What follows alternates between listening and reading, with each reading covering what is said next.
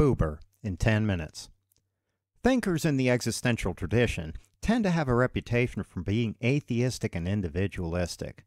However, the Judaic theologian and philosopher Martin Buber would be a clear counterexample on both scores. By far, Buber's most famous work is his short, semi-poetic work I and Thou, which was originally published in 1923.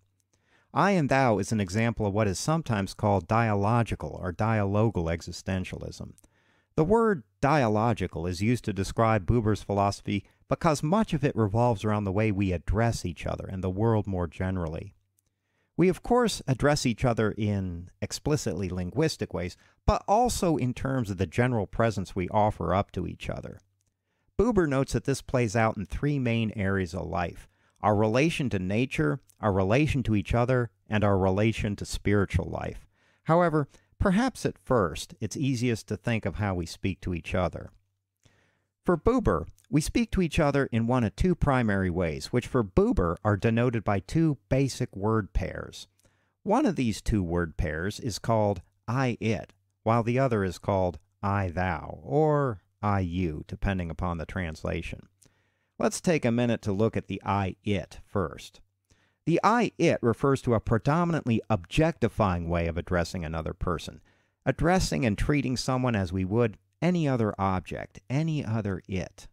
For instance, the I-it is the way that we typically treat each other in terms of practical necessity, manipulation, and means-ends instrumentality, in terms of using and experiencing, as Buber says. That is, in terms of either an externalized out-there way of addressing each other or an internalized in-here one. According to Buber, we speak the I-it with only part of our being. It's only a partially engaged way of addressing another person. Furthermore, Buber notes that the primary temporal modality of the I-it is the past. In other words, it's a way of treating each other governed mostly by things like what we know about the other person from our past experience, as well as our own past habitual patterns of interaction. One way of recognizing the I-it in our lives would be to think about how frequently we try to objectify each other in our everyday interactions. Isn't the unpleasant truth that a lot of the time our interactions with each other are basically about trying to get the other person to do what we want him or her to do? Basically about trying to manipulate the other person's behavior in light of what we know about that other person from our past experience, in much the same way that we manipulate objects. Most of the time, we aren't really acknowledging each other's deep humanity. The unpleasant truth is that most of the time, we're just trying to use each other to get what we want. In contrast, the I-thou has to do with what Buber calls relation or encounter. This has to do with first being completely present to another person rather than only partially engaged.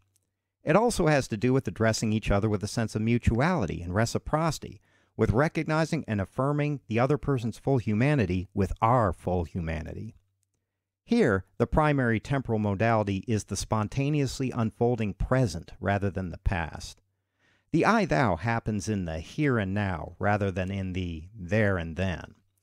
For Buber, the I-thou is important in our lives for many reasons. First, experiencing the I-thou is one of the most precious parts of our human birthright. Furthermore, the I-thou is the locus of all genuine creative activity, all genuine spirituality, and all becoming and transcendence. Basically, for Buber, there is no such thing as growing as a human being all on our own, at least not in any deep way. All moments of genuine growing and becoming require a thou.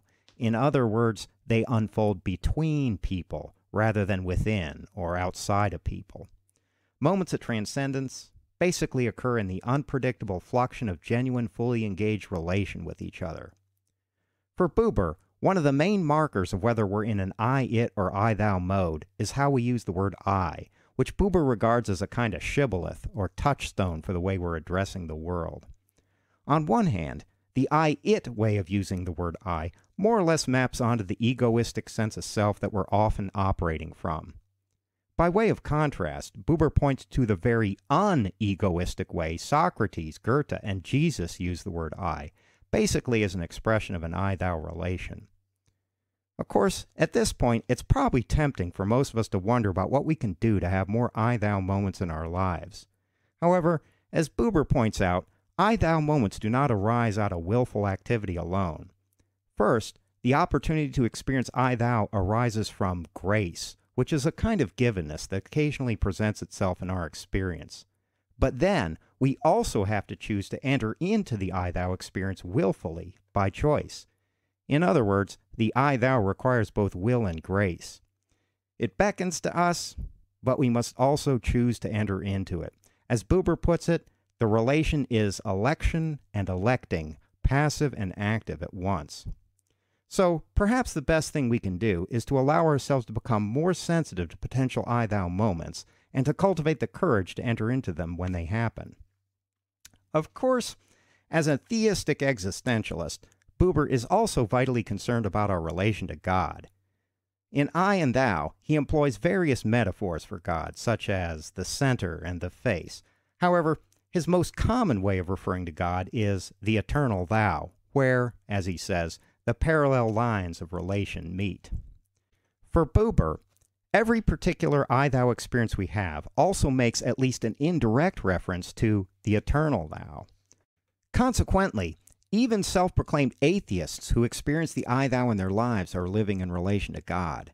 In fact, much more so than self-proclaimed theists who have little or no I-thou experiences. Consequently, for Buber, our spiritual lives aren't so much about what we proclaim, but about whether we live in relation or not. Of course, with respect to God, the relation par excellence takes the form of prayer, of addressing God directly.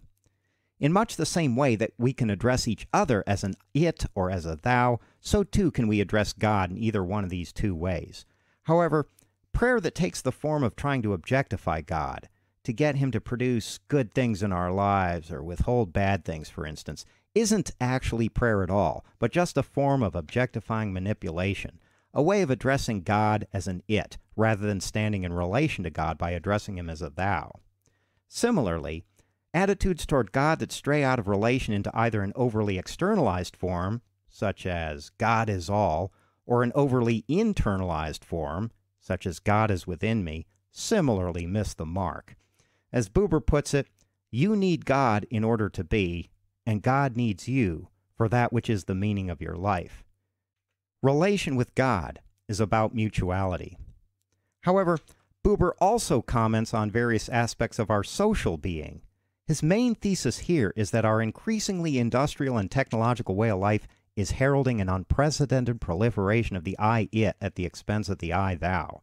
For instance, in our world, knowledge has become mostly about debating and accumulating correct concepts, which have value only insofar as they further our master I-it project of conquering the world. Art and aesthetics have become mostly about evaluating constituent factors or simply about making money. Teaching has become mostly about imparting knowledge about how things are or how they ought to be, especially with respect to distributing grades, rather than about helping students learn to take a stand in relation. Similarly, Buber finds an unprecedented proliferation of the I-it in many other domains of our collective lives, in the economy, in politics, in the work world, etc. But although our social and cultural lives are leading us ever more away from the thou and into the domain of it, he speculates on the possibility of what he calls the return.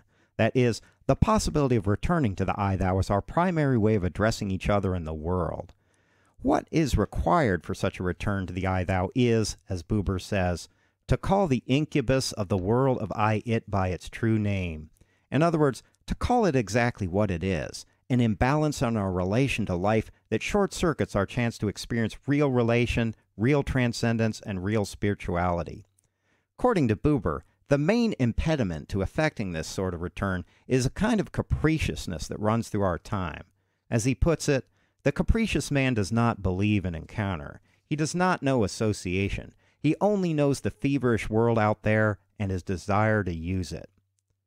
To move more in the opposite direction, that is, toward the I-thou, Buber claims that we need to sacrifice our little will, which is unfree and ruled by things and drives, to our great will, that moves away from being determined to find destiny. In essence, our greatest enemy in this life is the small selves that we usually think we are. All in all, Buber's philosophy amounts to an incisive critique of some of the systemic imbalances and pathologies that run through our modern world. But he also offers up the paradigm of a powerful and compelling alternative to them. Perhaps in the final analysis, the central question of Buber's philosophy is whether in our modern technological way of life that so much draws us further and further into the world of it, we can nonetheless find within ourselves the sensitivity to detect the opportunity to enter into real relation with each other, and then the courage to actively do so. A question that plays out across our lives both individually and socially too. And that's Buber in 10 minutes.